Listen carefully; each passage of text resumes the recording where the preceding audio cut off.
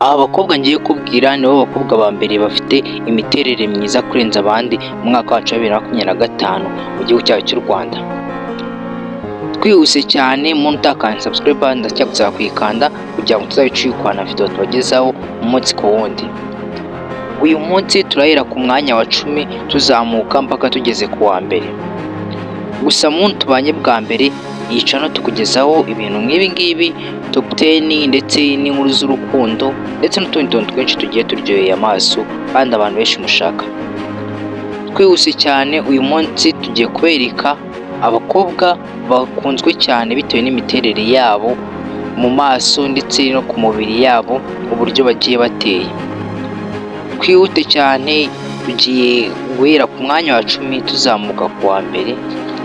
Gusa wibuke no gukanda subscribe na like kugira ngo ukomeze ubikurikirane. Nonaha ku mwanya wa 10 turasanga umukobwa wamenyekanye nka Emeline Ishanga, aho yagiye avugwaho ibintu byinshi bitandukanye, aho yagiye afata ivide akarishyira munsi y'igitsina cyiwe ari kuryikoreshaho ibintu biteye isoni.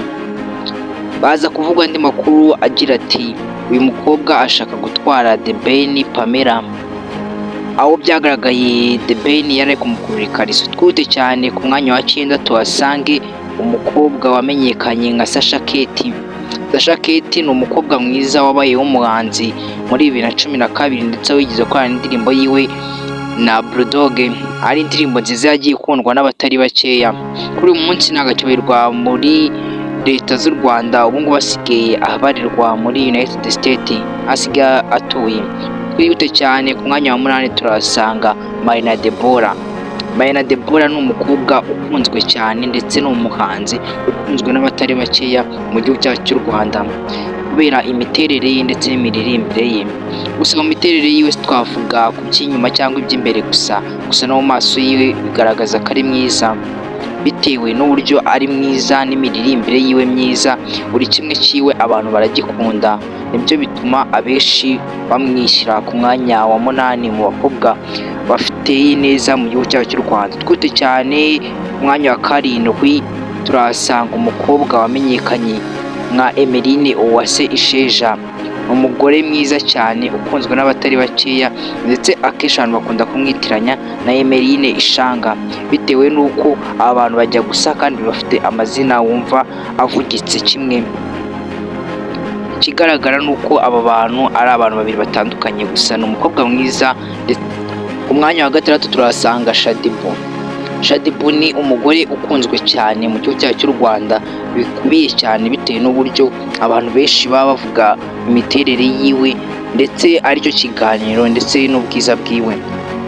Uyu mugore ni umugore w'abana babiri ndetse ukunzwe n'abatari bakeya, gusa abantu batajya bafata nk'umugore ahubwo umunsi ku wundi bamufata nk'umukobwa. Shadibu ni umuvixen ukomeye cyane ndetse ni n'umwinfluencer mwiza cyane bitewe n'uko indirimbo akozemo itajya ibura kuba hiti. Anga Shadibu amaze iminsi avugwaho amakuru menshi atandukanye kandi niwe muntu wa mbere mu Rwanda ukurikiranwa n'abantu benshi cyane. Twite cyane kuri top 5 y'abakobwa beza cyane mu gihugu cyacu cy'u Rwanda. Ese uribaza muri 5 ba mbere arazamo bande? Twihuse cyane ndagusaba gukanda subscribe kugira ngo tuzabicikwa n'ibiganiro tubagezaho umunsi ku wundi kuri channel yacu y'urukundo. Ndetse abantu mwese twanye bwa mbere mwibuke umwanya wa 5 turasanga umukobwa mwiza cyane udakunzwe n'abatari bakeya mu gihugu cyacu cy'u Rwanda. Ahangaha turabazanira ubita Dabiju. Dabiju ni umukobwa mwiza cyane wamamaye cyane bitewe n'imiterere yiwe ndetse kuri ubu ngubu nta n'umuntu ugishidikanya kuri uyu mwanya ari wo bitewe n'ukuntu ateye, afite imiterere ikurura abagabo cyane ndetse ni umugore mwiza cyane. Twihuse cyane ku mwanya wa 4 turahasanga umukobwa bita Orugabe. Orugabe ni umukobwa ukunzwe n'abatari bakeya mu gihugu cyacu cy'u Rwanda ndetse nawe bitewe n'imiterere yiwe n'imigaragarire yiwe ndetse n'uburyo yitwara mu myirye yiwe ndetse no bitewe n'amafoto akunda gukora amenshi agaragaza imiterere yiwe.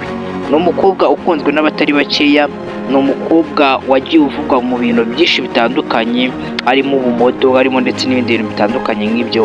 bitewe n'uburyo ari mwiza byakuruje abantu benshi, umuntu wese ahora yifuza kuvuga kuri uyu mukobwa, ndetse n'abahanzi benshi bakunda kuririmba bifuza ko uyu mukobwa yajya mu maklipe yabo bitewe n'uburyo ari mwiza, ndetse n'aba Diamond bamwifashisha mu ndirimbo zabo, nk'aho indirimbo yasohotse muri 2019 yitwa Tetema uyu mukobwa yigaragayemo bitewe n'ubwiza yari afite ndetse n'imyitwarire yiwe. Si iyo ndirimbo yonyine twavuga, tugiye kuvuga izo ndirimbo twavuga indirimbo nyinshi cyane z'abahanzi bakomeye.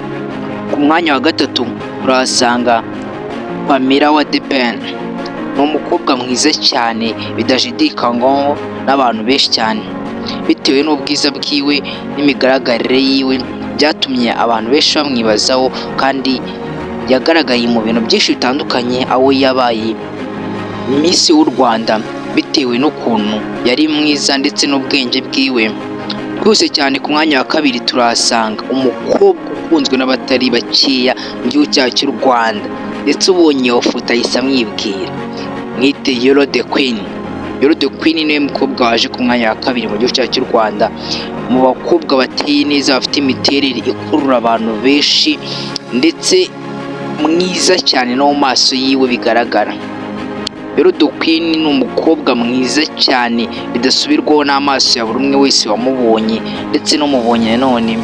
Yolo the Queen ndetse ni umuntu wifuzwa na benshi cyane, kandi uwo ari we wese yakwifuza kugira nk'umugore. Ni umukobwa ufite amafaranga, ndetse n'umukobwa wikundira kwibera mu bihugu byo hanze, ko yikundira ibintu byo gusohoka cyane. Ni umukobwa ukunzwe n'abatari bake pe, kuri buri umwe wese wagiye umubona, ndetse no kuri umwe wese ukunze kumubona mu bintu byinshi akora. Ni umukobwa wikundira umutekano, ndetse agakunda ibintu byoroheje cyane.